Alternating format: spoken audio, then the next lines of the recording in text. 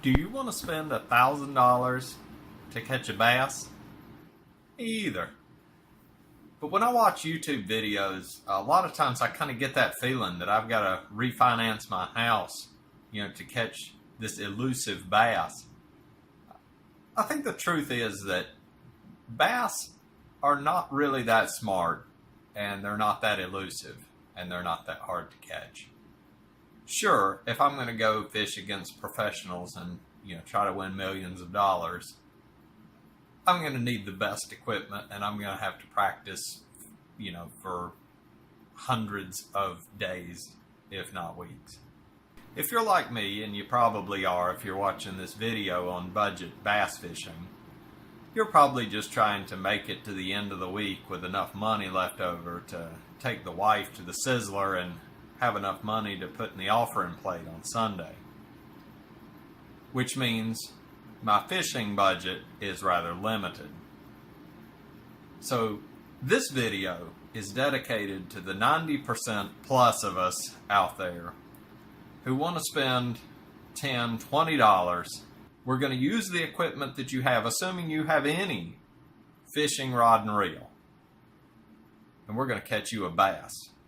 And the way we're going to do this is we're going to keep it very simple. But we're going to take a bait that's very versatile. We're going to purchase a couple of tackle accessories, some terminal tackle that's not very expensive. We're going to be able to fish anywhere that the bass are. We're going to fish on the bottom, we're going to fish at the top, and we're going to fish anywhere in between. As long as you don't have completely dirty, muddy, can't see 4 inches down water, I believe that you can use these techniques to catch bass with artificial baits. If I'm not mistaken, the first bass I ever caught on a fake lure or on an artificial lure was on one of the old, I think it was 6-inch man's jelly worms. And I'm talking about the old jelly worms. I don't know if they still package them this way, but they had like a cardboard back and like 5 worms, and it looked like they were wrapped in cellophane at somebody's house. Like seriously, these look like they were packaged at somebody's house. They just finished putting the saran wrap on the macaroni and cheese for the church picnic.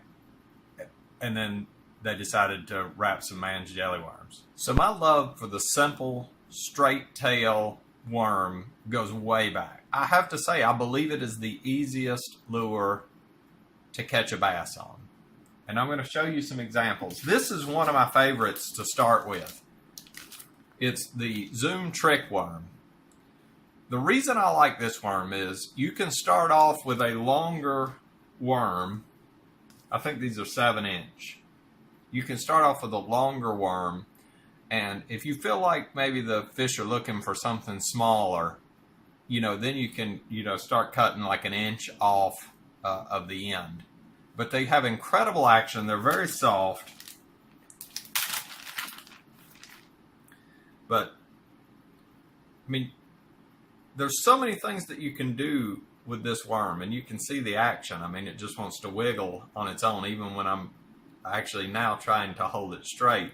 You get so much action from this worm. And you say, okay,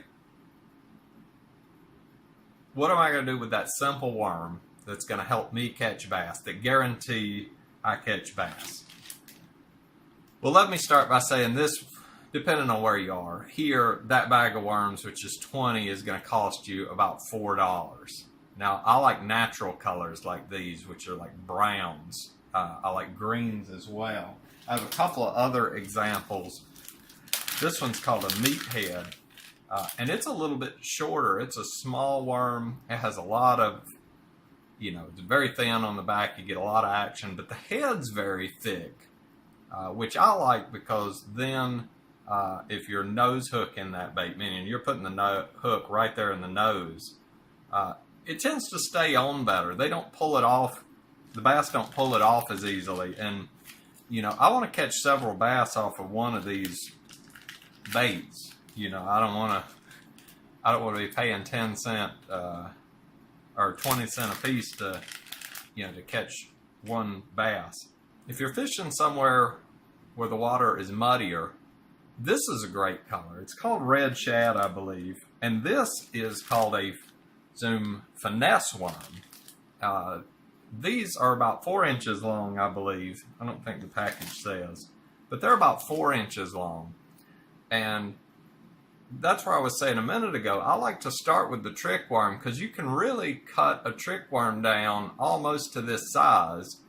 So you've got a little more versatility to start with a bigger worm and then come down to this size if you need to.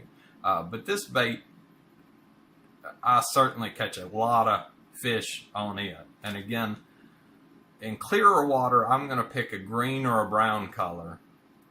And in dirtier water, I'll go with something that has some black or a very dark brown motor oil type color. So you might be saying to yourself, I'm going to catch all those fish and fish all those different ways with that one little bitty worm. Well, we've put $4 into the worms, and now we're going to spend, I don't know, maybe another $8 or $10 on terminal tackle. We're going to start with this. Yes, that is a tiny hook. Let's see if I can get it to focus there. That is a tiny hook. And you can get these at Bass Pro Shops. I don't remember the exact name of them, but I mean, when you see that shape, they're very easy to find. And you can get these, I don't know, I probably bought like a 50 pack of them, maybe for $5 or $6. They probably sell smaller ones, but we use so many of them that, you know, I just go ahead and buy them in bulk. This hook is going to allow you 2 different presentations as far as water depth. The first is on top, and a lot of people will fish a wacky rig. And what that means is you just run that hook through the middle and it dangles right off of there. And of course you're tied to the line here. You throw it, you can let it sink slowly. I mean, and the action when this falls is very enticing. But then when you pull it, you know, it has, I mean, it doesn't look to me anything like something like what a bass would normally see in a lake.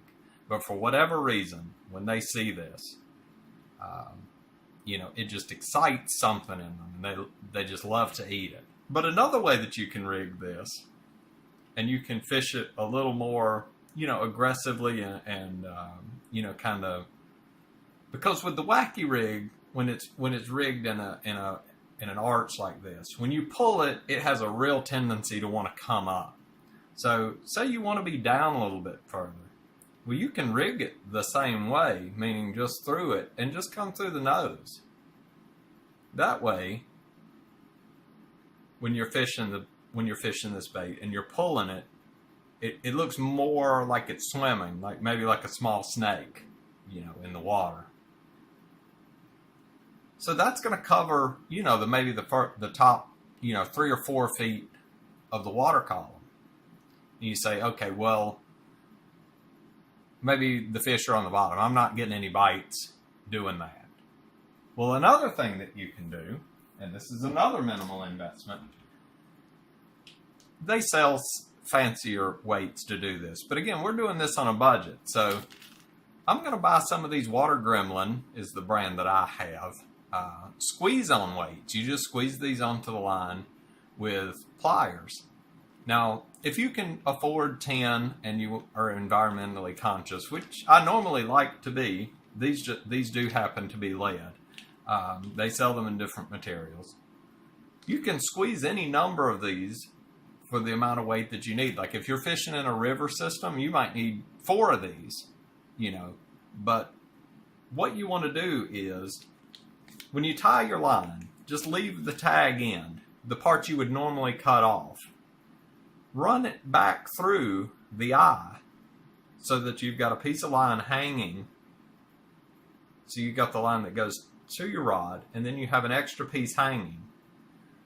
Put a few weights on the bottom there of that part that's hanging. Now you can throw, this is called a drop shot. But you can now, like in a river system, or if you're fishing in 15, 20 feet of water, you want to get to the bottom. Now you can have the bait 4 inches, 6 inches, a foot off the bottom, however long you make that tag in of your line. And now the bait will sit naturally. I feel like this is really good in current, because when you can find a break in that current, the bait will actually sit, and because there is some current, the bait sits naturally with its nose towards the current, the way that baits, that a bait fish would sit. So let's say that you've got another $3 to spend. Another thing that you can do is buy, and I use crappie jig heads. These are called jig heads. And the reason I use crappie jig heads is because usually I can get a very light wire hook that's very sharp, and I can get a lot of them for a reasonable price. But you'll see these are 1/8 ounce jig heads, and you can do two things with these. If you're not fishing around anything, that you're going to get hung up on, you can just come through the nose of these, and sometimes I'll actually rig them upside down because I feel like you get a better fall when you're not using the flat side. And you can come out and just push that right up on, and you can just fish it just like that on the bottom, and that's going to put that bait right on the bottom.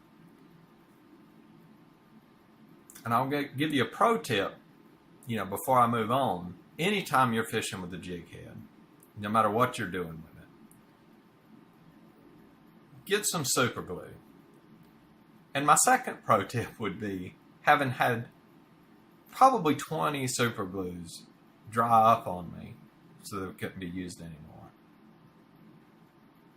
I recommend buying the super glue that comes in the metal, the old-fashioned, like metal tube, not the plastic ones. The two other recommendations I have are, three recommendations I have. Number one, try to clean the cap, or try to clean the nozzle after you apply the super glue. Number two, always try to keep the tube standing upright. And number three, put the cap on as tightly as you can without breaking the plastic. If you do those three things with the metal tube super glue, for me, that's going to last about 3 or 4 times longer, than even the brush super glue. I was able to use it a lot longer because the nozzle didn't clog, but eventually the super glue starts to get so thick you can't use it. The little metal tubes, there's just a little bit in there, but for your fishing application, you really don't use a whole lot. But you'll get more out of it than if you buy the big plastic tube. And lastly, if you shop at like Lowe's or online on Amazon, you can get a 12-pack of those little tubes for the same price that you can get one of the plastic tubes. So keep those in mind. But the reason you'll want super glue is the way I'm going to show you to rig it right now. This is how you can rig your bait so that you can throw it into, like trees and bushes and things like that. Sparse cover to where fish are often going to be sitting without getting hung up. So the way you want to do that is you want to start by coming in the head, but only go in about a quarter or half of an inch. Then you want to pull that out. So if you can see that, we went in and then we came out. Now we want to turn the jig head around. Hopefully y'all can see that. We want to turn it around and pull the head in But see, now the hook is facing the worm. And then we want to pull that back in. And there's your hook right there. So it's going to pull through cover, and then when you get a bite, you're going to need to set the hook a little bit better than you would with the hook out or with one of the small hooks that we showed earlier.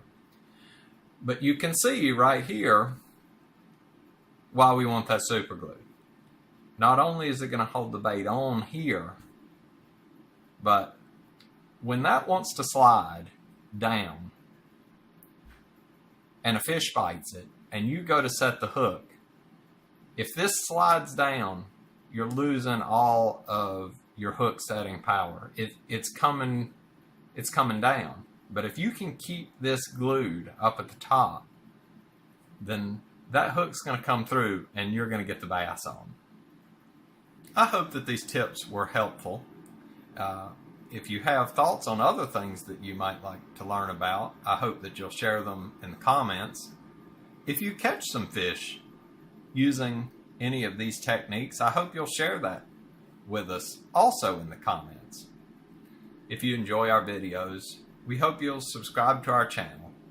Thank you and have a blessed day.